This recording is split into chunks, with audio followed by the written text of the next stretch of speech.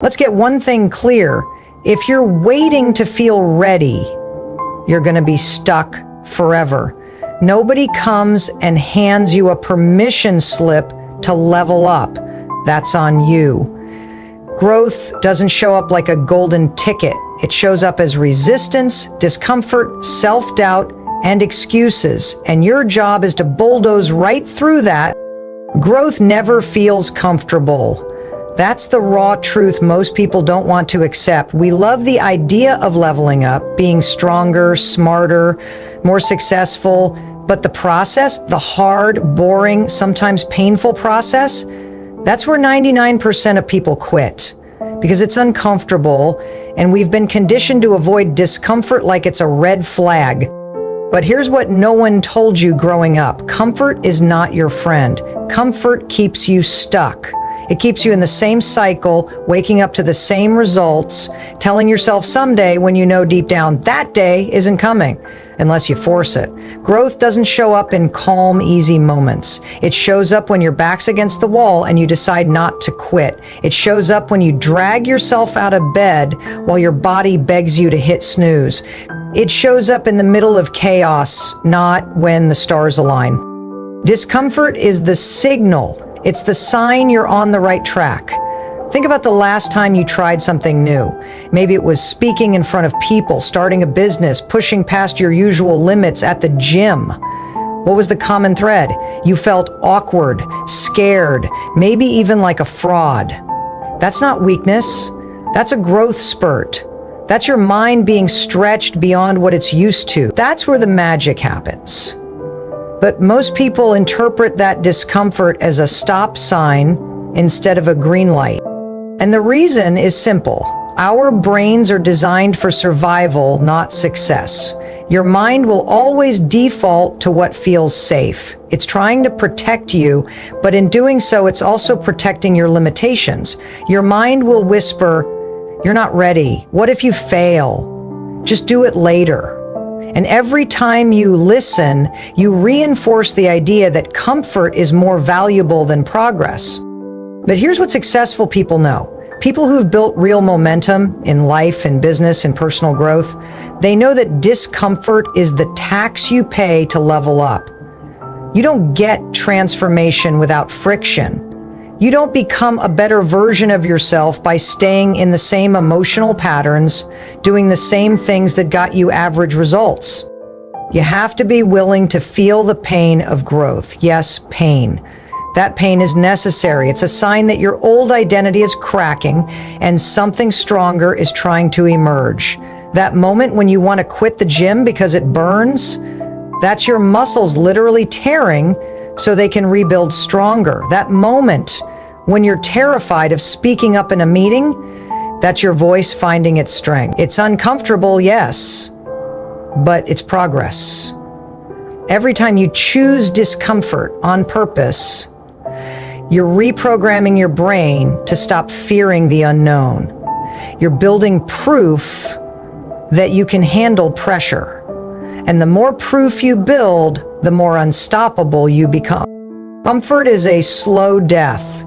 It's how people stay stuck in jobs they hate, relationships that drain them, habits that destroy them, because the idea of changing feels harder than the pain they're already in. But the truth is, nothing changes until you get uncomfortable enough to do something about it. And if you're not uncomfortable, you're not growing. This is why people who seem to be on another level aren't necessarily more talented than you. They've just learned to live inside discomfort. They've trained themselves to not run from the burn, but to lean into it. They've realized that the resistance they feel isn't a reason to stop. It's the reason to keep going. When you force yourself to do the hard thing, something powerful happens. Your confidence grows, not because it was easy, but because you proved to yourself that you could do hard things. You start seeing yourself differently. You're no longer the person who avoids the challenge. You're the one who steps into it. That identity shift, that's how you level up. Not from talking about it, not from watching motivational videos, but from doing the thing you don't want to do over and over again. So the next time you feel resistance, when it's easier to stay in bed, to skip the workout, to avoid the tough conversation, remind yourself that comfort won't get you there. It never has, and it never will. Growth lives on the other side of discomfort, with discipline, with the uncomfortable grind that most people avoid. You don't need perfect conditions to grow. You need pressure. You need struggle. You need to stop flinching every time things get hard and start seeing those moments as the greatest opportunity. Because when you stop avoiding discomfort, you start attracting transformation. And that is how you force yourself to level up, one uncomfortable step at a time. Discipline is your freedom. That might sound backwards, but it's one of the most powerful truths you'll ever learn.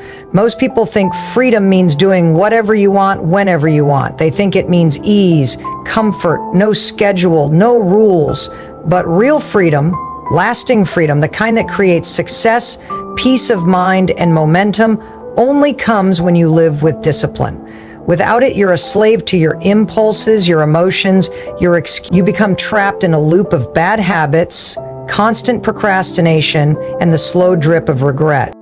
Think about your own life. Think about the times you've said, "I'll start tomorrow," or "I just don't feel like it today." In the moment, that choice feels like freedom.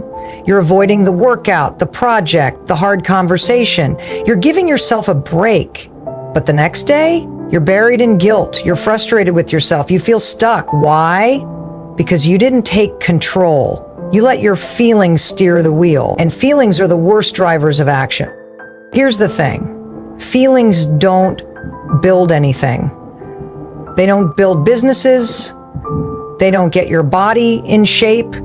They don't improve your relationships. Action does. And the bridge between knowing what to do and actually doing it is discipline. You don't need more motivation. That's a trap. Motivation is like a spark. It lights up fast and burns out just as quick. Discipline, though, that's the engine. It's what gets you out of bed when the alarm goes off and every cell in your body says 5 more minutes. It's what pushes you to show up even when no one's watching, even when there's no reward in sight. Because discipline doesn't care how you feel, it only cares about who you want to become. Let's be honest, success is not sexy in the process. It's repetition, it's unglamorous effort, it's boring sometimes. You'll do the same thing over and over again and feel like you're not getting anywhere. And that's where most people quit, right there in the middle of the mundane. But discipline keeps you going. It's the voice that says, keep showing up, this matters. People talk a lot about confidence, about self-belief, but confidence doesn't come from talking to yourself in the mirror. It comes from keeping promises to yourself. You said you'd do it, then you did. That's how trust builds. That's how confidence grows. Discipline trains your brain to believe you are capable. Every time you do the thing you said you'd do, even when it's hard, you rewire your self-image, and that is powerful. Without discipline, your goals are just wishes. You can have vision boards, affirmations, strategies, but none of it works unless you act on it daily. Discipline is doing it anyway. It's writing even when you have writer's block. It's going to the gym when you're tired. It's making the uncomfortable phone call. It's turning off Netflix and turning on your future. And yes, it's hard. Of course it's hard. But you know what else is hard? Regret, stagnation, feeling like you're not living up to your potential. You get to choose your hard. One builds you, the other breaks you. One leads to growth, the other leads to guilt. Discipline makes life harder in the moment, but easier in the long run. It gives you structure. It gives you momentum. It gives you freedom, the kind of freedom that comes from knowing you're in control. When you live with discipline, you're not at the mercy of your emotions. You decide, you move, you build. You're not constantly negotiating with yourself about whether or not you should do something. You've already decided, you've built the habit. That's freedom. Most people think successful people are just motivated all the time. No, they're disciplined. They've trained themselves to act regardless of how they feel. It's a decision, not a mood. It's waking up early to study while your friends sleep in. It's saying no to the party and yes to the project. It's skipping comfort for growth. And over time, discipline becomes your default. You stop making excuses because you've already made a standard. Look, nobody said this was easy, but if you want to level up, if you want to change your life, you have to understand this. Discipline is the only way to freedom, not motivation. Your brain is not built for greatness. It's built for survival. That's why it's always trying to keep you safe, keep you comfortable, and keep you doing the same things you've always done. It doesn't care about your goals, your dreams, or your potential. It cares about what's familiar, what's predictable, what doesn't threaten the status quo. And that's exactly why your brain lies to you. It lies to you when it says you're too tired to go to the gym. It lies to you when it says you're not ready to take that risk. It lies when it tells you now isn't the right time. It's not because you're weak. It's because your brain thinks it's protecting you. But in reality, it's protecting a version of you that you've outgrown. That wiring in your brain, the one that kicks in whenever you try to step outside your comfort zone, was designed thousands of years ago. Back then, staying safe meant survival. Now, it just means staying stuck. Every time you try to level up, your brain will resist. It will create hesitation, distraction, doubt. You'll start negotiating with yourself. Maybe I'll start tomorrow. Maybe I need more time to plan. Maybe I need to feel more motivated. That's the trap. That's the false story your brain is telling to keep you from doing something uncomfortable, something new. Because to your brain, discomfort equals danger. But here's the truth, discomfort equals growth. Every time you lean into that discomfort, you're rewiring your brain. You're telling it, this is the new normal. That's how change sticks. Your brain is like a GPS that hasn't been updated in years. It keeps rerouting you back to what's familiar, even if you're trying to go somewhere better. You have to consciously override it. That's what mental strength is. Doing what's right for your future, even when your brain is screaming at you to stop. It's understanding that fear isn't always a signal to retreat. Sometimes fear is just a sign that you're heading in the right direction. You're moving beyond who you used to be. Think about how many times you've stopped yourself from doing something that could have changed everything. You had the idea, you had the opportunity, but then came the mental chatter. What if I fail? What will people think? Am I even good enough? That chatter isn't the truth. It's the echo of your past trying to hold on. And if you listen to it, you'll talk yourself out of your own potential every single time. The hardest part isn't starting something new. It's silencing the lies your brain tells you before you even begin. The lie that you're not capable. The lie that it's too late. The lie that someone else is more qualified.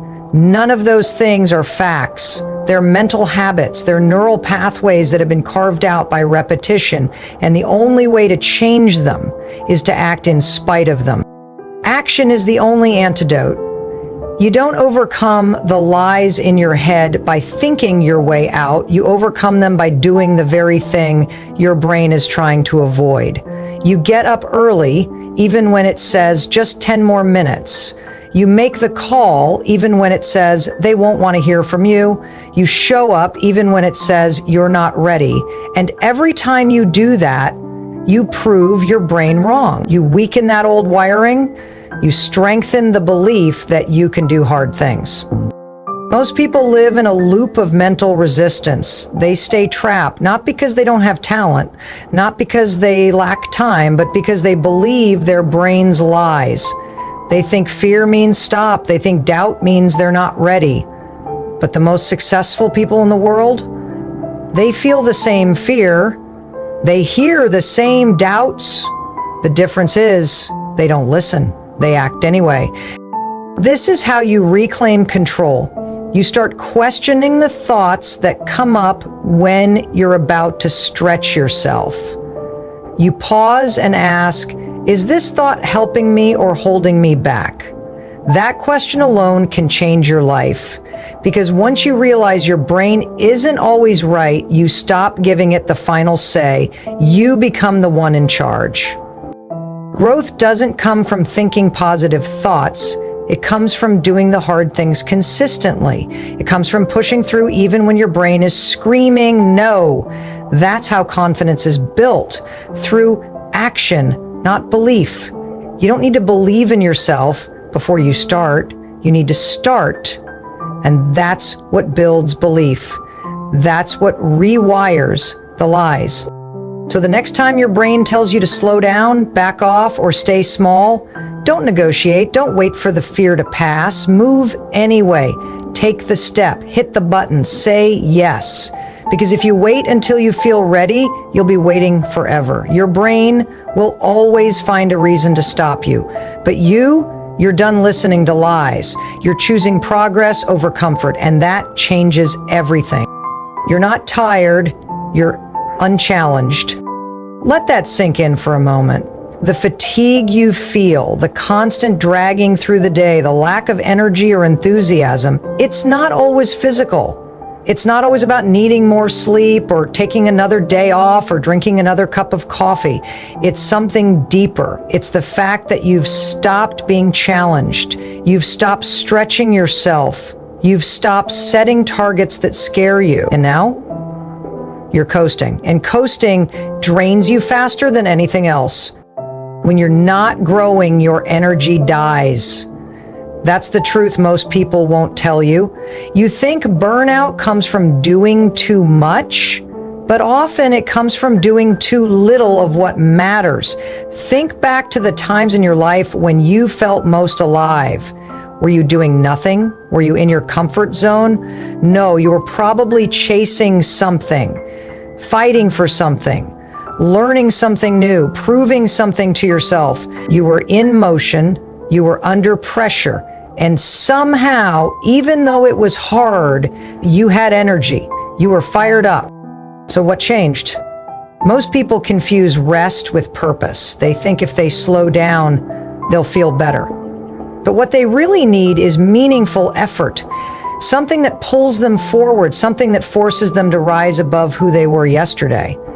And when that disappears, the brain starts to atrophy, your mind gets sluggish, your body follows, the fire dies out, not because life is too hard, but because it's too easy. You've stopped climbing, and now you're just existing. And existence without growth is spiritual exhaustion.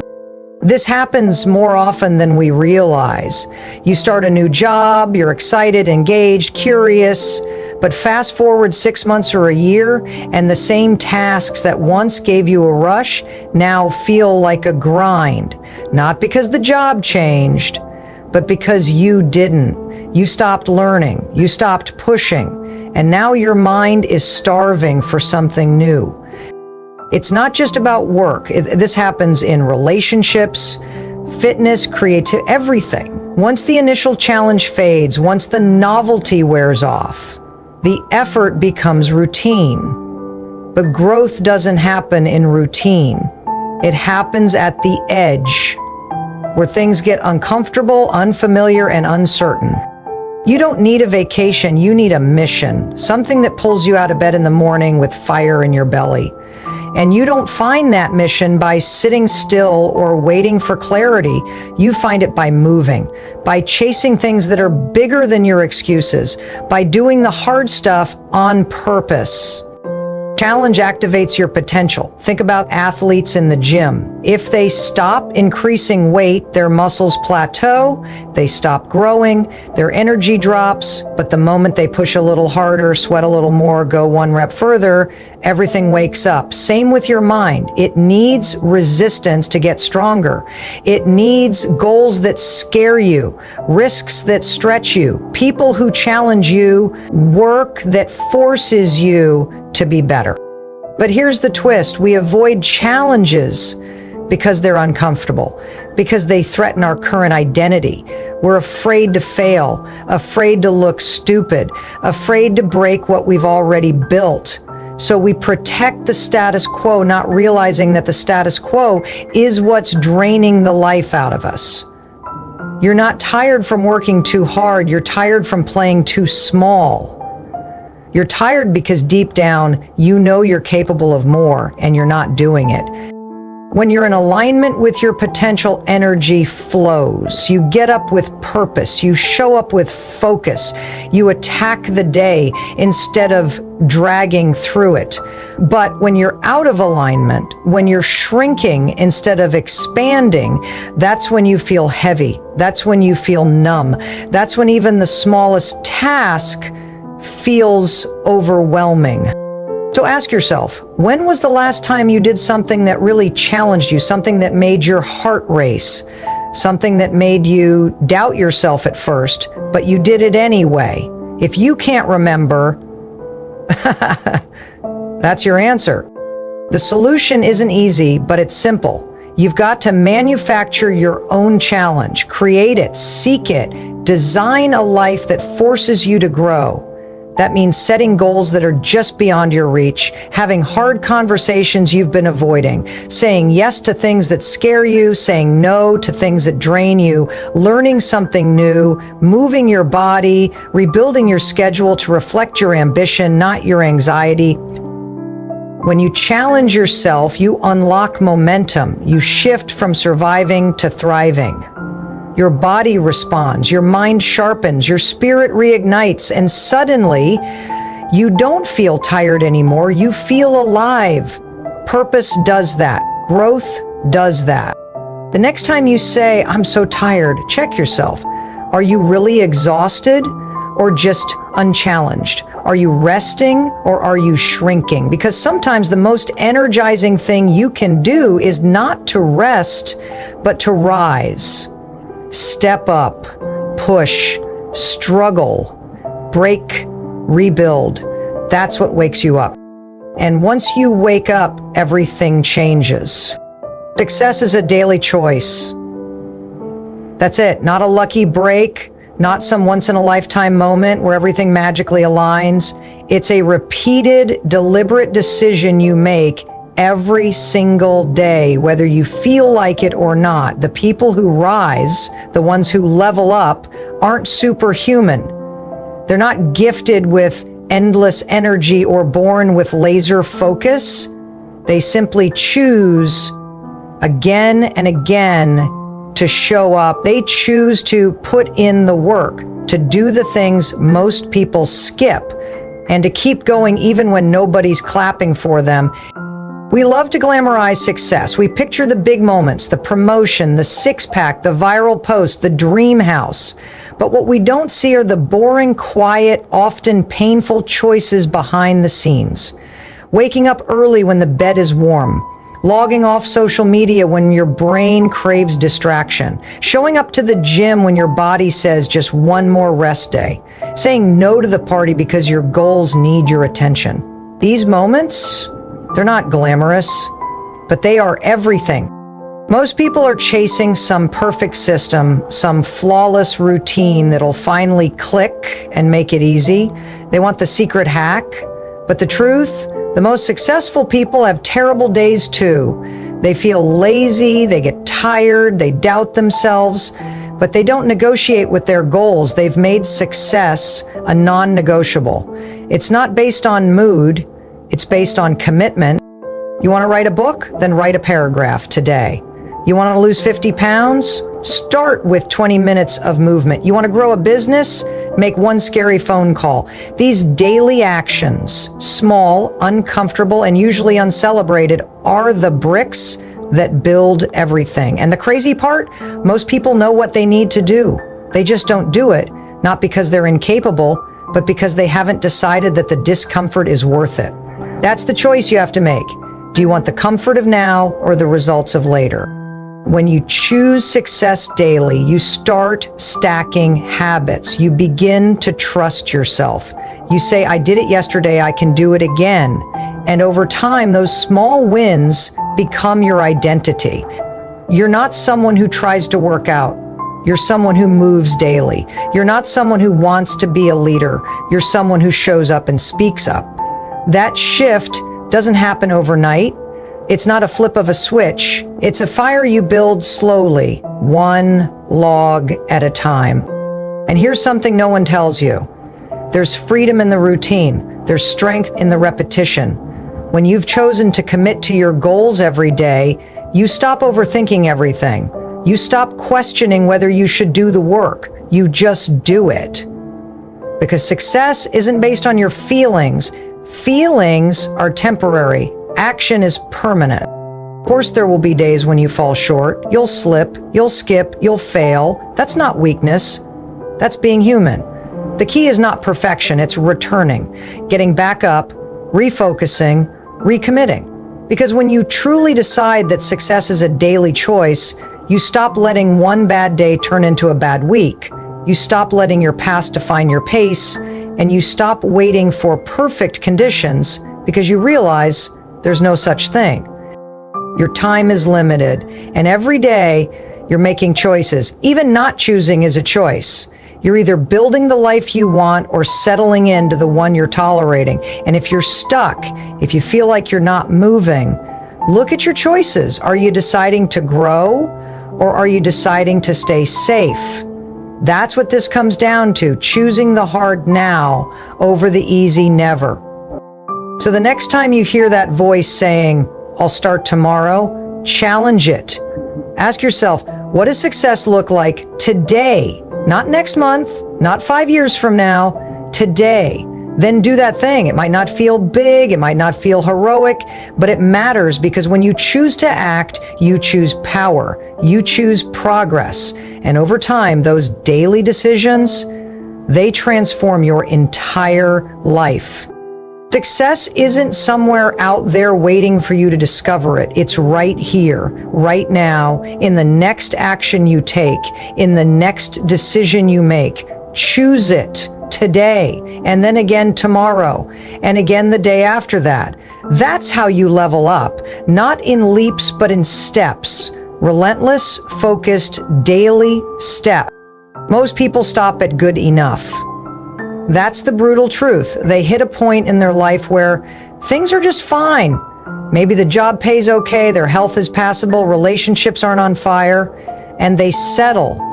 They confuse comfort with success. But comfort is the most dangerous place to be because it's where dreams go to die, slowly, without noise, no explosion, no drama, just a quiet surrender to mediocrity.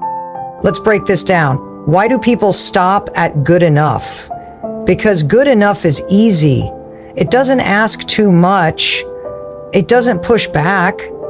It's not risky.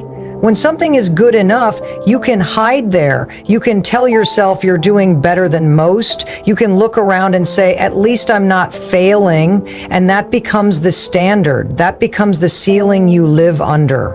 And that's terrifying. The problem is the moment you accept good enough, you stop growing. And when you stop growing, you start dying in slow motion. Human beings are wired for progress. You feel most alive when you're stretching, when you're pushing, when you're doing something you didn't think you could do. But good enough steals that from you. It's a silent thief, and it doesn't rob you all at once. It chips away at your potential day by day, choice by choice, until one day you wake up and realize you've been living 10 steps below what you're capable of. There's another layer to this too. Most people are addicted to validation. If the world around them claps for what they're doing, they assume it's enough. They confuse external praise with internal potential. But here's the truth. Just because people are impressed doesn't mean you're operating at your highest level. In fact, the more people praise you, the more you should question whether you're aiming high enough. Because most people praise what they understand, and true greatness, that scares them, it confuses them, it makes them uncomfortable. So if everyone around you is clapping, maybe you're still in the shallow end. It takes real courage to ask more of yourself when no one else is asking it of you. That's the mark of someone who's serious about leveling up. Not the person who needs a coach yelling at them or a crisis pushing them, but the person who looks in the mirror and says, "This isn't it. I can do more," even when they could coast, because they understand that good enough is the enemy of greatness. This isn't about being greedy. This isn't about chasing some toxic idea of never being satisfied. It's about refusing to let your potential collect dust. It's about not making peace with the version of you that's playing small just because it's convenient. There is always another level, always. And the only thing keeping you from it is the belief that you've done enough. Let's say you're in decent shape. You work out a few times a week, eat pretty well. That's good. But is it great? Are you operating at the level where your body supports your energy, your confidence, your ability to lead, create, dominate your day? Or have you told yourself that being healthy enough is fine because it's better than being sick? That's the good enough trap. It shows up in every area: your health, your finances, your mindset, you stay in a job that pays the bills but doesn't challenge you. You stay in a routine that doesn't ignite you. You stay with habits that maintain rather than elevate. And here's the part no one likes to talk about. Most people will never push past good enough. They'll live their entire life in that zone because it's safer, because it doesn't require them to change, because it doesn't expose their weaknesses. You can be good enough without ever being truly vulnerable, without ever risking failure, without ever admitting that maybe you've been playing it safe all along. But you, if you're reading this, listening to this, thinking deeply about this, it means you know there's more. You feel it. You've always felt it. And that voice inside you, the one that whispers, "You were made for more," it's not lying. It's not being dramatic. It's not being arrogant. That voice is your truth, and it's your job to honor it. So no, don't stop at good enough. Not in your work, not in your relationships, not in your health, not in your habits. Push further, stretch higher, dig deeper. Because every time you accept good enough, you're building a wall between you and the life you could have lived. And trust me, that's a regret you don't want. Force yourself to level up, even when it's inconvenient, especially when it's uncomfortable, because greatness isn't found on the path of least resistance. It's found on the other side of just enough. So excuses are one of the most subtle yet destructive habits we develop. They feel harmless, even rational at times. They sneak into our daily thoughts like, "I'm too tired today. I'll start on Monday. I'm just not ready yet," or "This isn't the right time." These aren't just thoughts, they're chains. They're lies you've told yourself so many times that you started to believe them. And the danger? Excuses are comfortable. They're warm, familiar, and they give you an instant out. But comfort never made anyone great. Let's get brutally honest for a second. Every time you make an excuse, you're handing over your power. You're saying, "I'm not in control, my circumstances are." And that's a dangerous mindset, because the moment you start believing that the external world dictates your potential, your progress, or your future, you've already lost the game. The truth is, no situation, no lack of resources, no past failure has the right to control your next step, unless you give it permission. The reason excuses are so addictive is because they feel good in the moment. They give you relief. You don't have to face discomfort. You don't have to challenge yourself.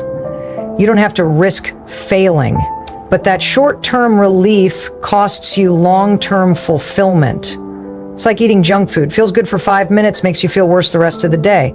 Excuses are the junk food of your mental life. They taste good now, but slowly poison your potential. And here's something a lot of people don't talk about. Excuses become identity. You repeat them enough times, and they don't just stay in your head. They become who you think you are. You say, I'm just not a morning person. And suddenly, waking up early isn't even on the table. You say, I've never been good with money, and managing finances becomes a lost cause. You say, I'm not a leader, and you never step up when the opportunity arises. That's not fate, that's self-sabotage disguised as personality. And you're better than that. If you want to level up, the first thing you have to do is become hyper-aware of the excuses you make. Call them out brutally, honestly. Catch yourself in the act.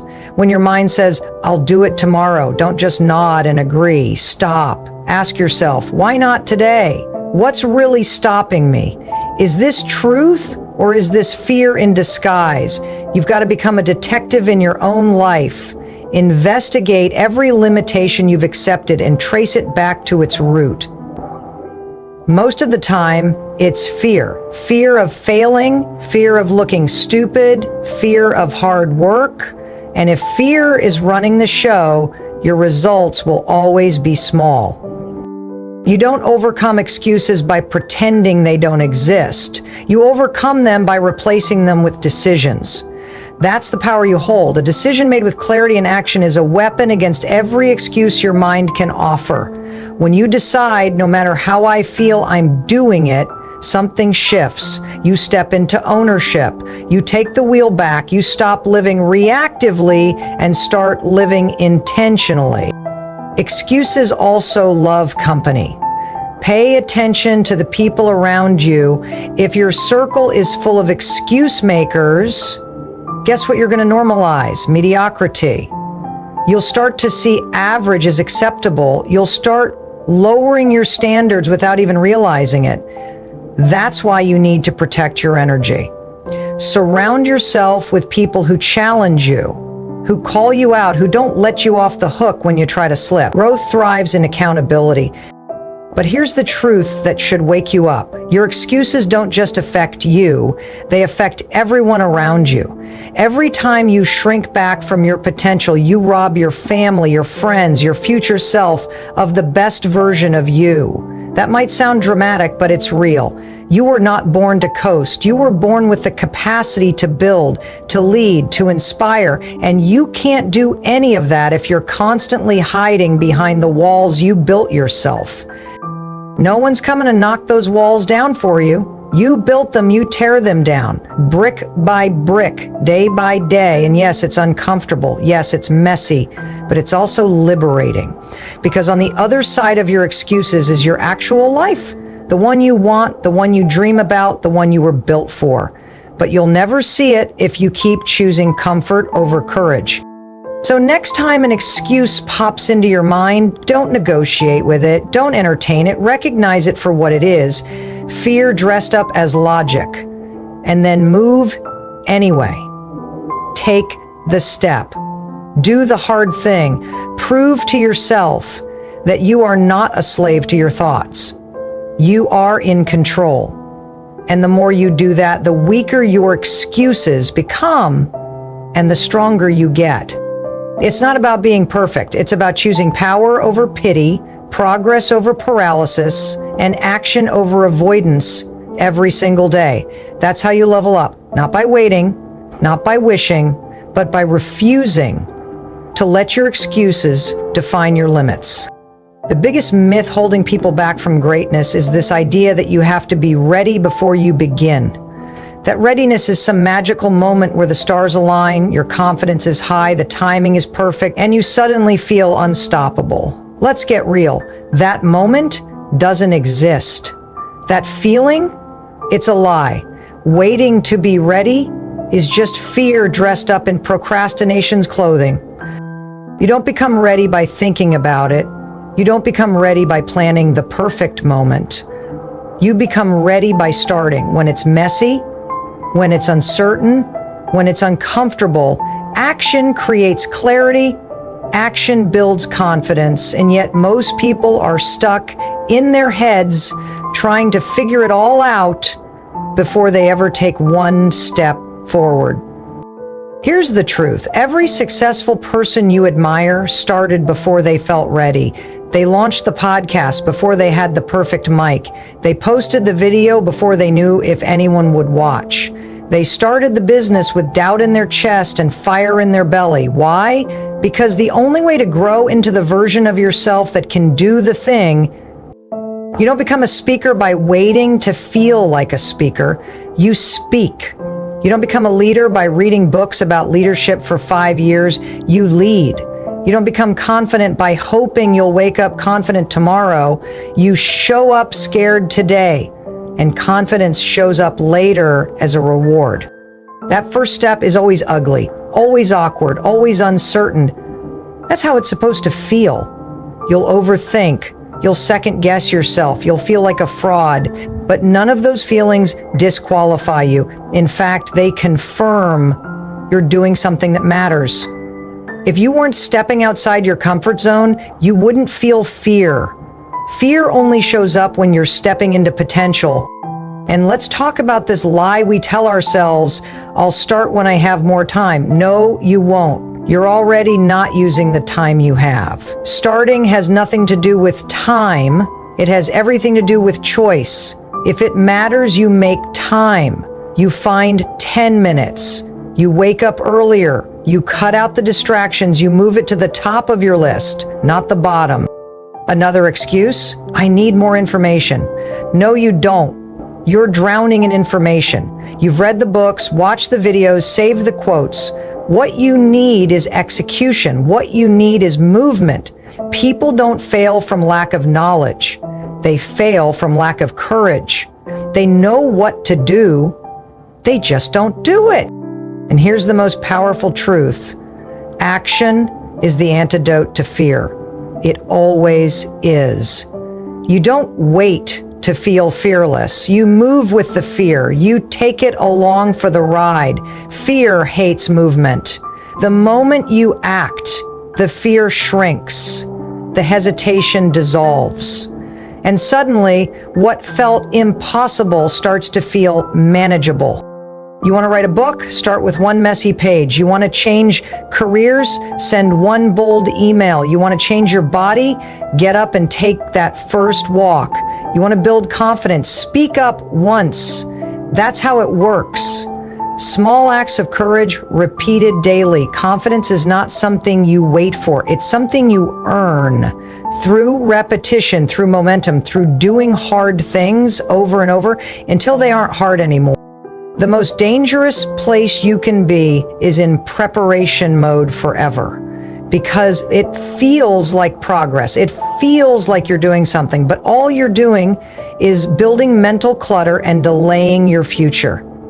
Every day you delay, you reinforce the idea that you're not ready. That becomes your identity. I'm someone who waits. I'm someone who hesitates. I'm someone who dreams, but you break that identity by doing the opposite, by taking messy action today, not next week, not when the fear is gone, not when you feel confident, now. Because the version of you who has the life you want, that version didn't get there by waiting. That version was born in the fire of action, of failure, of trying before they knew what they were doing. This isn't about being reckless. This is about being brave. You'll never be 100% ready, but you don't need 100%. You just need enough courage to move, enough self-respect to stop waiting, enough belief to say, I'll figure it out as I go. Stop waiting for the right moment. It's already here. It's now. Your future doesn't begin someday. It begins the second you decide to act. Even if it's imperfect, especially if it's imperfect. That's the sign you're growing. You're not missing a strategy. You're not missing talent. You're just missing the moment you give yourself permission to start before you're ready. So take it and go.